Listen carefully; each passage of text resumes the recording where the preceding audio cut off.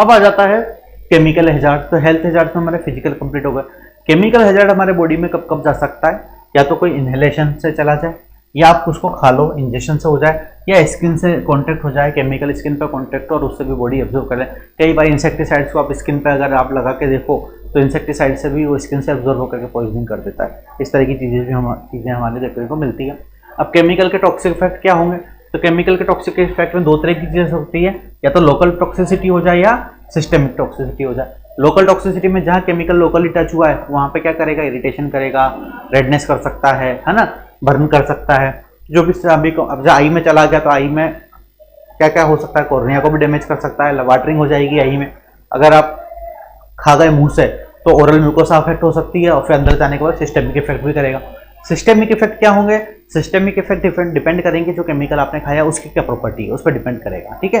तो systemic effect जो है, और ये दो हो सकते हैं, अक्यूट एंड क्रोनिक हो सकते हैं। अगर अक्यूट क्या होगा, अगर आपने ज्यादा अमाउंट में खा लिया या कुछ विद इन आवर्स अगर डेवलप हो गया तो उसको अक्यूट बोलेंगे। आप कम अमाउंट में इफेक्ट हो रहे तो slowly over the course of time chronic effect appear होंगे। तो ये दो तरीके के हमारे देखने को मिलते हैं। देन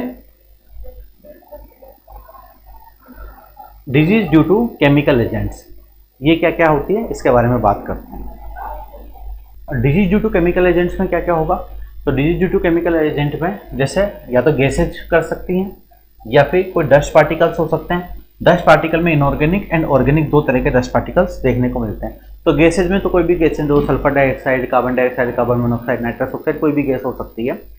हम बात करते हैं जो मेन हम पढ़ते हैं डस्ट की वजह से। तो डस्ट की वजह से क्या होता है, डस्ट की वजह से न्यूमोकोनियोसिस डेवलप होती है। न्यूमोकोनियोसिस डेवलप होता है डस्ट की वजह से।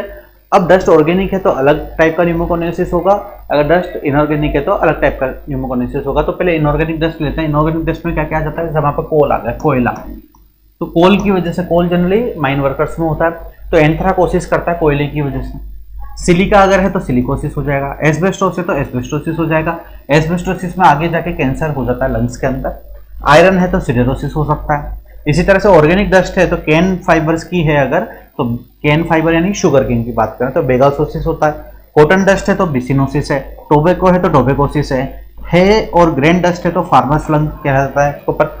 या फिर फार्मर लंग किसकी वजह से होता है, ये थर्मोफिलिक एक्टिनोमाइसिटिस की वजह से होता है, इसको माइक्रोपोलिस्पोरा फेनी हम बोलते हैं, ठीक है। तो इसको हम थोड़ा डिटेल में कर सकते हैं। इसके बाद गैस हो गया, डस्ट हो गई, मेटल्स भी हो सकते हैं। मेटल भी केमिकल पॉइजनिंग है, लेड है, लेड की वजह से पॉइजनिंग हो जाती है।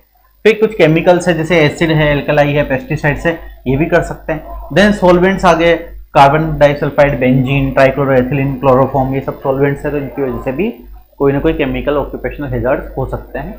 अब न्यूमोकोनियोसिस के बारे में पढ़ लेते हैं, बहुत इंपॉर्टेंट टॉपिक है, इसका क्वेश्चन आता है। तो न्यूमोकोनियोसिस क्यों होता है, जब डस्ट पार्टिकल आपका 0.5 से 3 माइक्रोन का है तो इसको नेजल म्यूकोसा कैच नहीं करती, छोटा है। नेजल म्यूकोसा से फिल्टर होकर के ये आगे चला जाता है, लंग्स के एल्वियोलाई में चला जाता है और वहां जाकर के डिपोजिट हो जाता है। डिपोजिट होने के बाद क्या होता है, मैक्रोफेजेज इन पार्टिकल्स को फेगोसाइट करती है और वहीं पे वो मैक्रोफेजेज फेगोसाइट करके इनएक्टिव होकर डेथ होकर वहीं की वहीं जमा हो जाती है, फिर से नोड्यूल्स बन जाते हैं। ये इसकी पैथोजेनेसिस रहती है, ठीक। डिपेंड किस पर करता है न्यूमोकोनियोसिस, डिपेंड करता है केमिकल कंपोजिशन क्या है, फाइन कितना है, कितना बारीक है, कंसंट्रेशन क्या है, एक्सपोजर का पीरियड कितना है एंड इंडिविजुअल ससेप्टिबिलिटी क्या है। जितना एक्सपोजर का पीरियड ज्यादा होगा चांसेस ज्यादा होंगे न्यूमोकोनियोसिस डेवलप होने के।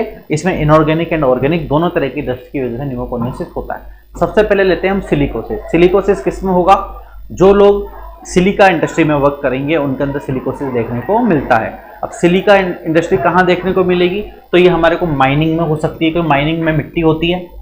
पोट्री में, जो पोट्री यानी कि जो बनाते हैं ना, पोट्स बनाते हैं उनमें, सिरेमिक इंडस्ट्री में, सैंड ब्लास्टिंग में, तो सिलिका या सिलिकॉन डाइऑक्साइड की वजह से होता होगा। क्या इनिशियली पेशेंट क्या कंप्लेंट, कब क्या है, कफ की कंप्लेंट करेगा पेशेंट, डिस्नी ऑन एक्सर्शन होगा और सिलिका ट्यूबरकुलोसिस के चांसेस यहाँ पर इंक्रीज हो जाते हैं काफी ज्यादा।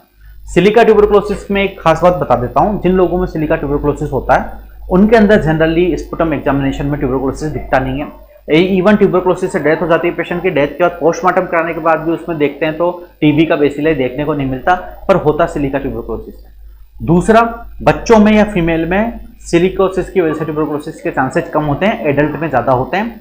मेल में ओनली, फीमेल में नहीं, बच्चों में नहीं। इसका क्या कारण है अभी तक फाइंड आउट नहीं है, पर ऐसा देखा गया है यूजुअली। ठीक है। इंक्यूबेशन क्या हो सकता है पीरियड, मंथ से सालों तक हो सकता है। एक्सरे में स्नो स्टॉर्म अपीयरेंस आती है तो S4 silica, S4 snow storm याद रख लेना आप। प्रिवेंशन कैसे रखें, तो प्रिवेंशन करने का तरीका यही है कि आप मास्क वगैरह या ऐसा कुछ अप्लाई करके रखो फेस पे, जिसकी वजह से इनहेलेशन में नहीं आए, तो यानी कि पर्सनल प्रोटेक्टिव मेजर करना है अपने को। उसके बाद में हम रेगुलर फिजिकल एग्जामिनेशन करवाना है वर्कर्स का, एक चेस्ट एक्सरे करवाते रहना टाइमली, और रिगरस डस्ट कंट्रोल मेजर होने चाहिए जिससे डस्ट कम से कम उड़े। ठीक है। इसके बाद आ जाता है एस्बेस्टोसिस। तो एस्बेस्टोस की जो इंडस्ट्रीज हैं, उन इंडस्ट्रीज के अंदर हमारे को एस्बेस्टोसिस पेशेंट को देखने को मिलता है। दो तरह की एस्बेस्टोस होती है, एक सर्पेंटाइन की टाइप की होती है क्राइसोलाइट, और दूसरी होती है एम्फीबोल। दो तरह की होती है। तो एक्चुअली क्या है asbestosis, silicates of magnesium, calcium, iron, sodium and aluminium, इनको हम एस्बेस्टोस बोलते हैं। और यहाँ पे क्या होता है, रेस्पिरेटरी ट्रैक्ट में जाके एस्बेस्टोसिस होता है और बाद में जाके मेसोथेलियोमा या कार्सिनोमा ऑफ ब्रोंकस देखने को मिलता है, रेस्पिरेटरी इनसफिशिएंसी देखने को मिलती है, यानी कि शॉर्टनेस ऑफ ब्रीथिंग, कफिंग वगैरह ये सब देखने को मिलेगा। एक्सरे में ग्राउंड क्लास अपीयरेंस आएगी। और प्रिवेंटिव मेजर क्या है, प्रिवेंटिव मेजर न्यूमोकोनियोसिस में सबके सिमिलर है, यानी कि प्रोटेक्टिव इक्विपमेंट यूज करना है, उसके बाद में पीरियडिकल मेडिकल एग्जामिनेशन करना है, और आप एस्बेस्टोस में बेटर एस्बेस्टोस ले सकते हो, ऐसा ले सकते हो जो थोड़ा सेफ्टी टाइप का हो। देन इसके बाद आता है एंथ्राकोसिस। एंथ्राकोसिस मतलब कोल का डिपोजिशन हो जाएगा।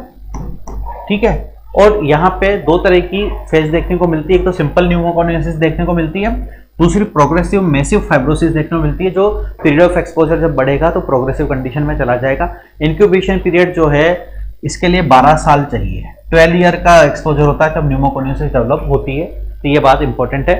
इसके अंदर होगा क्या, इसके अंदर सीवियर रेस्पिरेटरी डिसेबिलिटी होती है, प्रीमेच्योर डेथ हो सकती है, और कोल माइन वर्कर्स के अंदर ही ये देखने को मिलता है। इसके बाद आता है ऑर्गेनिक डस्ट। तो ऑर्गेनिक डस्ट बेगास, तो बेगास किसको बोलते हैं, बेगास हमारे को बोलते हैं कि शुगर केन की जो मिल होती है, शुगर केन की मिल में से जब शुगर केन को एक्सपेल कर देते हैं, उसमें से सारा जूस निकाल देते हैं, जो बचा हुआ फाइन पाउडर है उस कचरे को हम बेगास बोलते हैं, जिसका यूज जनरली अल्कोहल में बनाने में यूज किया जाता था पहले। ठीक है, अभी भी करते हैं, तो इसको बेगास बोलते हैं। लेकिन इसका एक यूज और किया जाता है, जो पाउडर बनता है उससे हम बनाते हैं पेपर एंड कार्डबोर्ड बॉक्सेस। तो वहां पे ये पाउडर इतना फाइन होता है कि हवा में उड़ता है, उसकी वजह से प्रॉब्लम होती है। और उस पाउडर के अंदर क्या होता है, एक थर्मोफिलिक एक्टिनोमाइसिस ग्रो करता है, जिसको बोलते हैं थर्मो एक्टिनोमाइसिस सेकेरी। सेकेरी से आप याद रख सकते हो, सेकेरी में सेक्रिन, सेक्राइड, तो सेक्राइड से यहाँ पे हमारे को देखने को ये मिलेगा। तो शुगर केन की डस्ट जो है इससे ये होता है। अब क्या होगा, इसके अंदर ब्रीथलेसनेस होगी, पेशेंट को कॉफ होगा, हीमोप्टाइसिस होगा, फीवर आएगा, लंग्स में मोटलिंग देखने को मिलेगी। प्रिवेंटिव मेजर में क्या करेंगे हम, प्रिवेंटिव मेजर के अंदर डस्ट का कंट्रोल करना है, पर्सनल प्रोटेक्टिव करना है, जो बेगास कंट्रोल करना है। और बेगास कंट्रोल करने के लिए हम क्या करेंगे, हम बेगास कंट्रोल करने के लिए या तो बेगास का जो मॉइस्चर कंटेंट है वो आपको 20% से ज़्यादा रखना है। मॉइस्चर आप अगर 20% से ज़्यादा रखोगे तो उस केस के अंदर क्या होगा, उस केस के अंदर बेगास उड़ेगा नहीं। दूसरा, 2% प्रोपियोनिक एसिड से अगर आप यूज करते हो तो 2% प्रोपियोनिक एसिड से जो फंगस है यानी कि थर्मोएक्टिनोमाइसिस सेकेरी है, ये किल हो जाएगा और आपको बेगासिस नहीं होगा। तो ये आपको ध्यान रखना है किससे हो रहा है। देन आता है बिसिनोसिस। तो बिसिनोसिस कौन करता है, कॉटन फाइबर करता है। कॉटन फाइबर की वजह से, कॉटन इंडस्ट्री में जो फाइबर, कॉटन कपास होती है उससे कपड़ा बनता है, तो कॉटन इंडस्ट्री होती है, तो उससे कॉटन फाइबर से बिसिनोसिस होता है। टेक्सटाइल इंडस्ट्री में देखने को मिलेगा। क्रोनिक कॉफ, डिस्निया, क्रोनिक ब्रोंकाइटिस, एम्फाइसेमा देखने को मिलेगा। 7 to 8% का इसके अंदर इंसिडेंस है।